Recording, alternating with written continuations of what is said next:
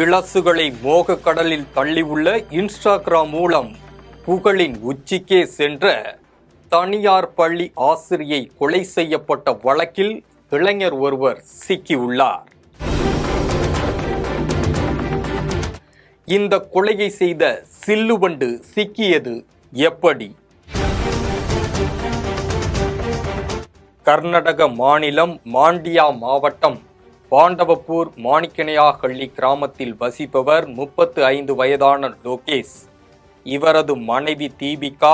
இந்த தம்பதிக்கு 8 வயதில் மகள் உள்ளனர்.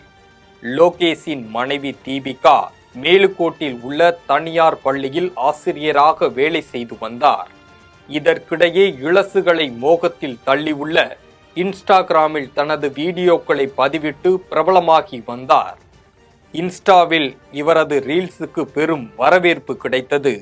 இந்த நிலையில் கடந்த 20ஆம் தேதி காலை பள்ளிக்கு சென்ற தீபிகா வீடு திரும்பாததால் அதிர்ச்சி அடைந்த கணவர் லோகேஷ் தீபிகாவை பல இடங்களில் தேடியும் அவர் கிடைக்கவில்லை. இதையடுத்து மேலுக்கோட் காவல் நிலையத்தில் லோகேஷ் புகார் அளித்த நிலையில் போலீசார் வழக்கு பதிவு செய்து தங்களது தேடும் பணியை தொடங்கினர். தீபிகா காணாமல் போன சில தினங்கள் கழித்து மேலுக்கோட் யோக நரசிம்மர் சுவாமி கோவில் மலை அடிவாரத்தில் சாக்கு மூட்டையில் வைத்து பாதி புதைக்கப்பட்ட நிலையில் சடலம் ஒன்று கிடப்பதாக போலீசாருக்கு தகவல் கிடைத்துள்ளது.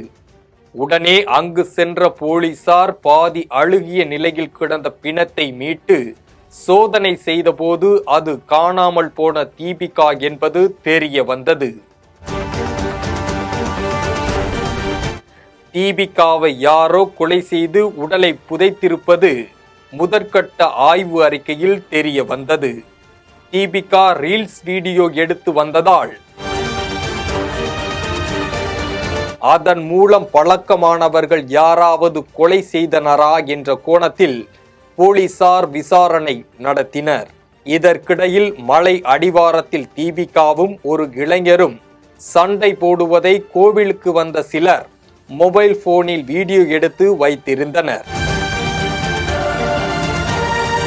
அந்த வீடியோ போலீசாரிடம் ஒப்படைக்கப்பட்ட நிலையில் அந்த வீடியோவை வைத்து போலீசார் விசாரணை நடத்தியதில் தீபிகாவுடன் சண்டை போட்டது மாணிக்கனாஹள்ளி கிராமத்தைச் சேர்ந்த நிதிஷ் கவுடா என்பது தெரிய வந்தது. தீபிகாவின் குடும்பத்தினரும் நிதிஷ் மீது கொலை குற்றச்சாட்டு கூறியிருந்தனர்.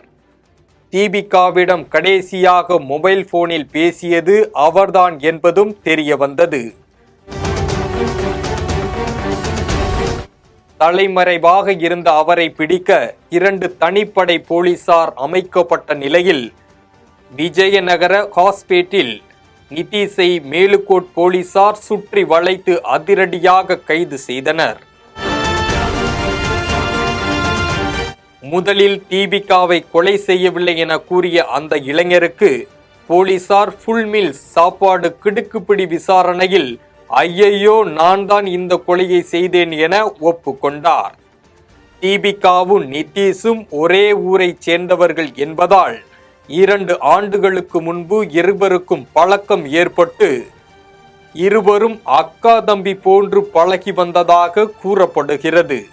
அவர்கள் இருவருக்கும் இடையில் தவறான உறவு இருக்கலாம் என்று குடும்பத்தினர் சந்தேகித்ததோடு நிதிஷுடன் பேசுவதை தவிர்க்கும்படி தீபிகாவிற்கு அறிவுரை கூறியதை அடுத்து நிதிஷுடன் பேசுவதை அவர் தவிர்த்து வந்ததாகவும் சொல்லப்படுகிறது.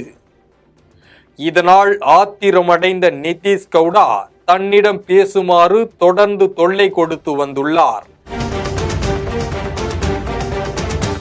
இதற்கு சம்மதிக்காததால் தீபிகா மீது கடும் ஆத்திரமடைந்த நிதிஷ் கவுடா அவரை கொன்றுவிடலாம் என்ற முடிவுக்கு வந்து கடந்த 20ஆம் தேதி நிதிஷுக்கு பிறந்த நாள் என்பதால் தீபிகாவிடம் செல்போனில் பேசிய அவர் உங்களை பார்க்க வேண்டும் என்று கூறியுள்ளார்.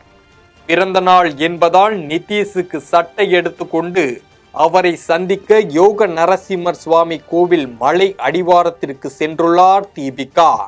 அங்கு நிதிஷுக்கும் தீபிகாவிற்கும் இடையில் தகராறு ஏற்பட்ட நிலையில் ஒரு கட்டத்தில் நிதிஷ் தீபிகாவை கழுத்தை நெரித்து கொலை செய்துள்ளார்.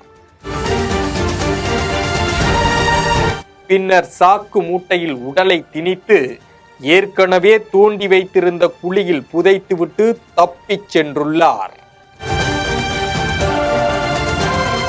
தீபிகாவை காணவில்லை என்று கணவரும் பெற்றோரும் தேடிய போது தீபிகாவின் தந்தைக்கு நிதிஷ் அடிக்கடி போன் செய்து அக்கா வீட்டிற்கு வந்துவிட்டாரா என கேட்டு நாடகம் ஆடியதும் விசாரணையில் தெரிய வந்தது. நிதிஷ் மீது கொலை வழக்கு பதிந்த போலீசார் அவரை நீதிமன்றத்தில் ஆஜர்படுத்தி சிறையில் அடைத்தனர்.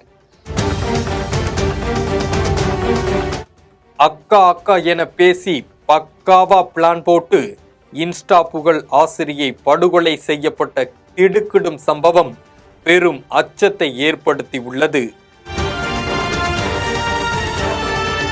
சமூக வலைதளங்களில் வழியாக பல்வேறு குற்றச்சம்பவங்கள் தொடர்ந்து நடைபெற்று வருவதால் பெற்றோர்களும் மாணவ மாணவிகளை கண்காணிக்க வேண்டும்.